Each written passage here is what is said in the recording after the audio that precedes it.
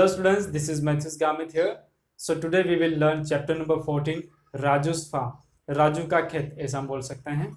तो ये लेसन में हम फार्मिंग के बारे में सीखने वाले हैं कि फार्मिंग होती कैसे है। हम वेजिटेबल्स खाते हैं, फ्रूट्स खाते हैं या फिर पिज़्ज़ा खाते हैं, बर्गर खाते हैं, लेकिन हमें पता नहीं होता कि वो चीज़ें कहाँ से बनती है, कहाँ से कौन मेहनत करता है, कहाँ से हम तक आती है। वो सारी चीज़ें हम नहीं जानते, लेकिन उसमें सारी मेहनत किसान की होती है। किसान कैसे फार्मिंग करता है, क्या करता है, उनकी प्रोसेस क्या होती है, वो सब हम आज इस लेसन में डिस्कस करने वाले हैं। तो इस लेसन में राजू नाम का लड़का होता है, उनके पापा किसान होते हैं और वो कैसे खेती करते हैं, उसमें कौन सी चीज़ें ध्यान देनी है और कब उनको कल्टीवेट करना है, जब सप्लिंग्स बड़े हो जाते हैं फिर उनको क्या करना है, कचरा कैसे निकालना है, फिर कब उनको निकालना है, कब उनको मार्केट में ले जाना है, वो सब सारी चीज़ें उस लेसन में हम देखने वाले हैं। तो चलिए स्टार्ट करते हैं step by step, line by line. Chapter number 14, Raju's farm, Raju का खेत ऐसा हम बोल सकते हैं। तो यहाँ पे लिखा है, I am Raju, my father is a farmer. मेरा नाम राजू है और मेरे पापा एक किसान है। फार्मर मतलब किसान है। We live in Vasai village of Idar district in Gujarat. और वो कह रहा है, अपने बारे में बता रहा है कि वो कहाँ पे रहता है। तो यहाँ पे लिखा है कि गुजरात का एक ईडर जिला है, ईडर, उनके वैसाई विलेज में वो रहता है। It is the month of October, और ये अभी अक्टूबर मंथ का टाइम चल रहा है। Like every year my father is preparing the field to sow the onion crop. और हर साल उनके पापा क्या करते हैं, अनियन का क्रॉप मतलब जो प्याज होते हैं उनकी खेती करने के लिए वो जो फील्ड है, खेत है, उनको तैयार करते हैं। There are so many things to be done at this time. और उस टाइम पे बहुत कुछ चीज़ें करनी होती है, बहुत कुछ करना होता है वो प्याज बोने के लिए। I am also going to farm to help him. इसीलिए वो कह रहा है कि मैं भी उनको हेल्प करने के लिए, उनकी मदद करने के लिए मैं भी जाता हूँ, क्योंकि खेती करना कोई आसान चीज़ नहीं है, उसमें बहुत सारा काम करना पड़ता है। From the last few days father has been using the axe to dig the soil so that it may loosen and become soft. और राजू कह रहा है कि from the last few days मतलब कुछ दिनों से उनका फादर, उनका पापा क्या कर रहे हैं कि जो सॉइल है, जो ज़मीन है, उनको डिग कर रहे हैं, उनको खोद रहे हैं। एक्स लिखा है, एक्स मतलब कुल्हाड़ी होती है, लेकिन यहाँ पे हम खोदाली ऐसा बोलते हैं, जो खोदने के लिए हम यूज़ करते हैं, ऐसा हम यहाँ पे मीनिंग में लेंगे। So that it may loosen and become soft. So जो खुदाई करते हैं उनसे जो ज़मीन होती है वो सॉफ्ट हो जाती है और नरम हो जाती है। फिर उसमें हम जो भी हमें जो सीड्स बोने होते हैं वो हम बो सकते हैं।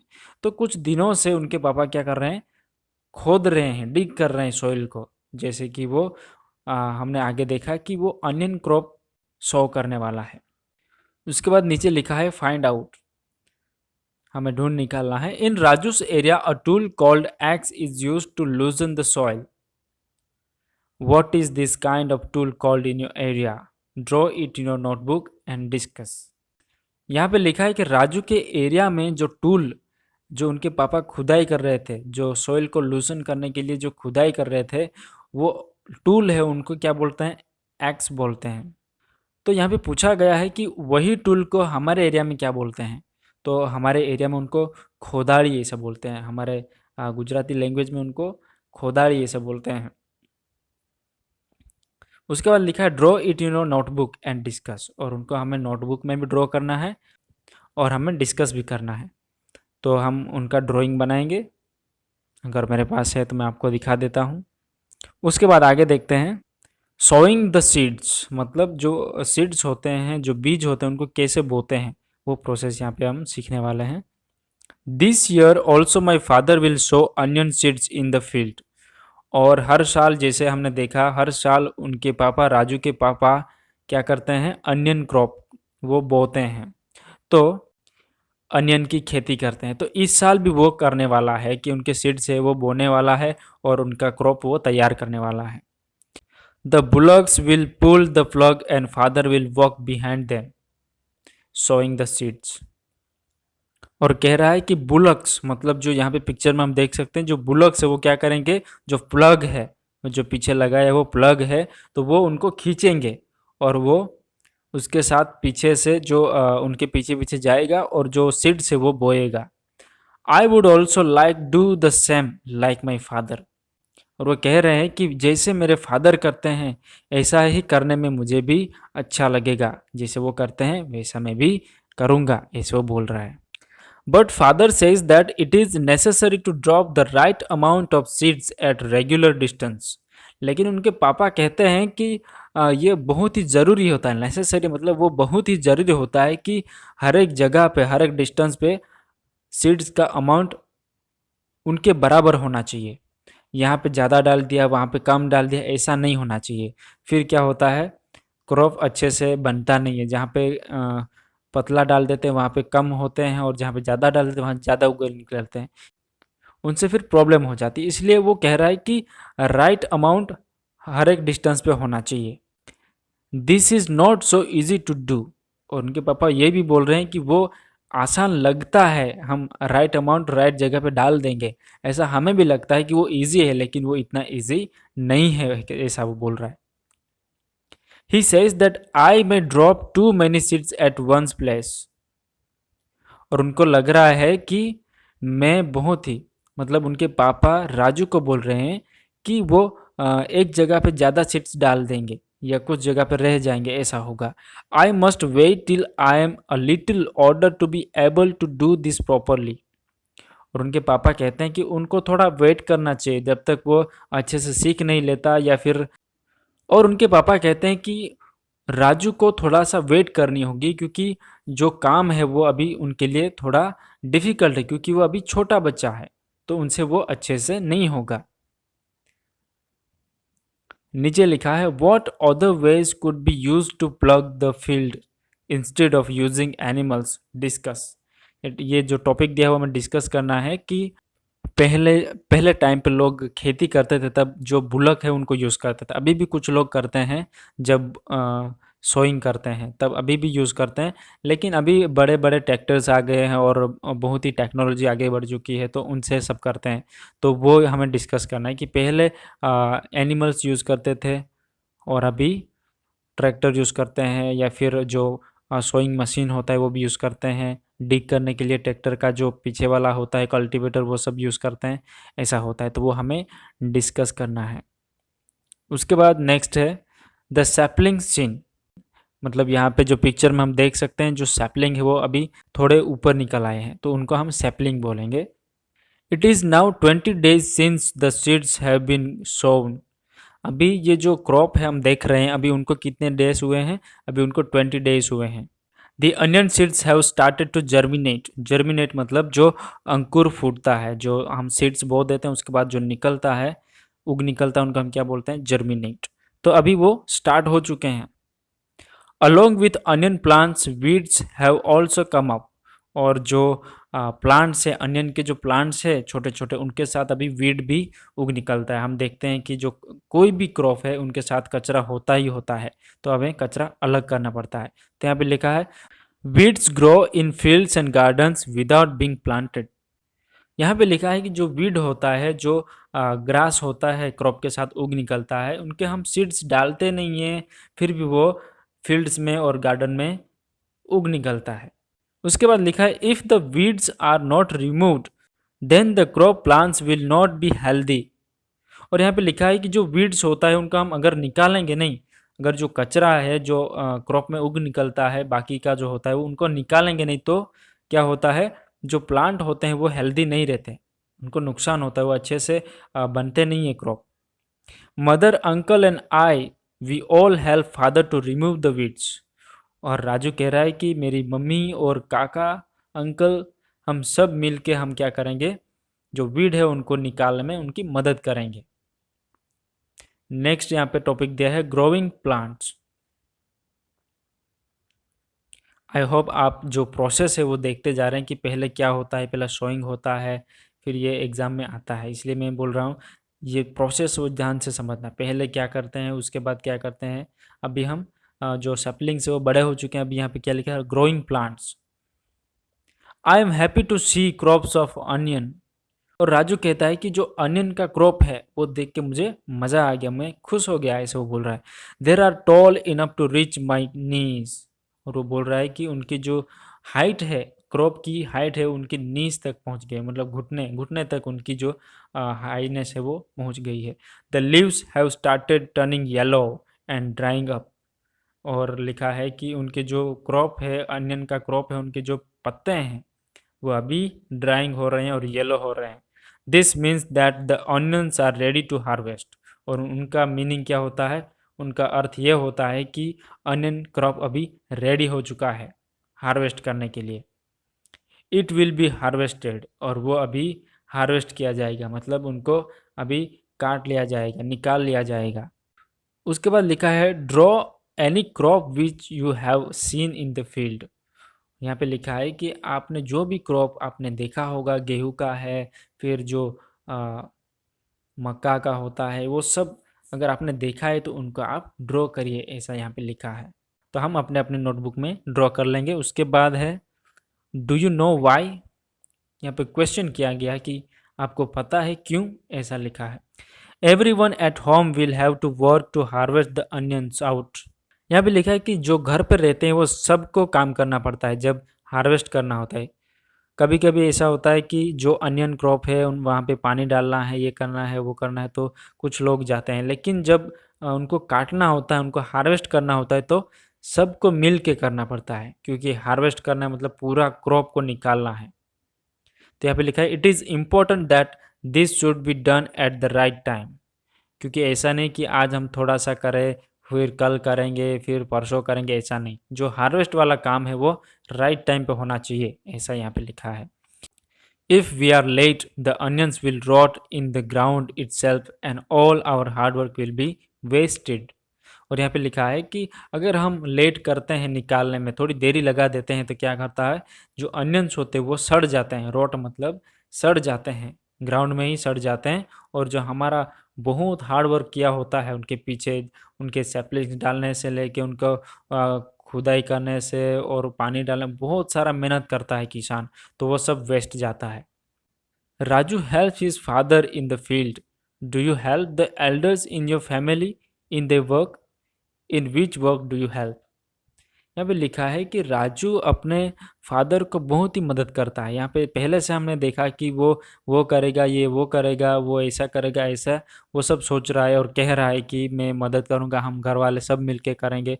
लेकिन यहाँ पे सवाल किया गया है कि क्या आप घर में अपने एल्डर्स, मतलब अपने मम्मी पापा को या फिर अपने ग्रैंड मदर है, ग्रैंड फादर, उनको मदद करते हैं या नहीं आपके घर में। In which work do you help, और आप कौन से काम में मदद करते हैं, ऐसा यहाँ पे क्वेश्चन किया है। मुझे पता है आप लोग काम करते होंगे, पबजी वगैरह नहीं खेलते होंगे, फ्री फायर वगैरह नहीं खेलते होंगे, और मम्मी पापा को काम करने लगते होंगे।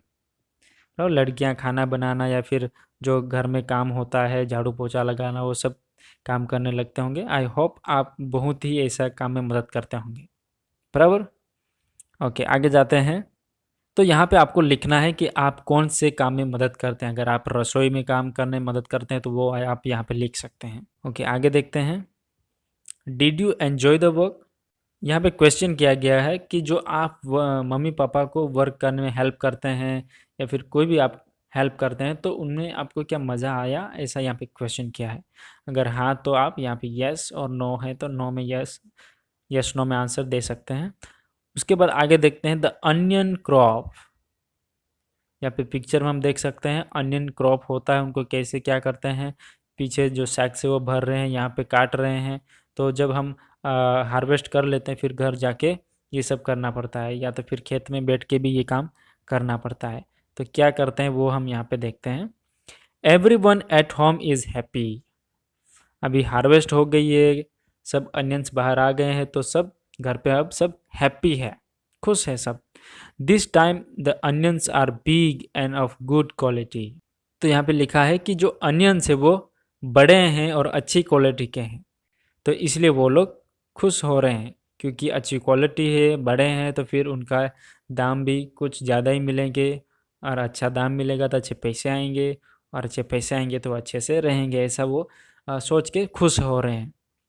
Mother and aunty use the इलीज। To cut the dried leaves from the top of the onions. और यहाँ पे लिखा है कि उनकी मदर और आंटी क्या कर रहे हैं, उन जो टूल वो यूज़ कर रहे हैं या जो पिक्चर में हम देख रहे हैं उनको क्या बोलते हैं, इलीज। इलीज मतलब जो नाइफ लाइक इंस्ट्रूमेंट, जो काटने वाली जो चीज़ होती है, नाइफ जैसी होती है, उनको हम इलीज बोलते हैं। वो स्पेशली प्याज होते हैं उनके जो टॉप का भाग है, जो सूखे हुए पत्ते होते हैं, उनको काटने के लिए यूज़ करते हैं। द इलीज is sharp and you have to be careful not to cut your fingers. और यहाँ पे लिखा है कि इलीज जो होता है वो बहुत ही शार्प होता है, बहुत ही शार्प होता है। हम अगर केयरफुल नहीं रहते, अच्छे से ध्यान नहीं देते, तो हमारी उंगली भी कट सकती है, ऐसा यहाँ पे लिखा है। Father and uncle fill the sacks with onions. और फादर और अंकल क्या कर रहे हैं, जो सैक्स है हम यहाँ पे पिक्चर में देख सकते हैं, जो सैक्स है उनमें अनियंस भर रहे हैं। Father will take them in a truck to sell in the big market. और फादर उसके बाद क्या करने वाला है कि वो उनको एक बड़े से ट्रक में भर के उनको मार्केट में, बाजार में सेल करने के लिए ले जाने वाला है। उसके बाद नीचे 2 क्वेश्चंस दिए हैं, right answer in your notebook.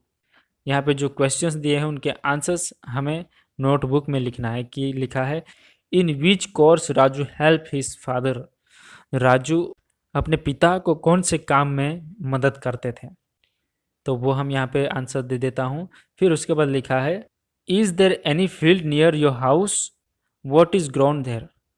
यहाँ पे ऐसा पूछा गया है कि क्या आपके घर के नज़दीक में कोई ऐसा खेत है और वहाँ पे क्या ग्रो होता है। तो यहाँ पे आप लिख सकते हैं, अगर आपके हाउस के बारे में बाजू में कोई खेत है, वहाँ पे गेहूँ करते हैं या फिर मक्का करते हैं, या फिर जो ग्राम्स है वो सब चने हैं वो सब करते हैं, तो आप यहाँ पे लिख सकते हैं। उसके बाद लिखा है, Raju's father takes the onions to the market in a truck, think how would fruits and vegetables be taken to another place if there were no proper roads. यहाँ पे लिखा है कि राजू का फादर अनियंस को एक बड़े से ट्रक में भरकर मार्केट में ले जाते हैं।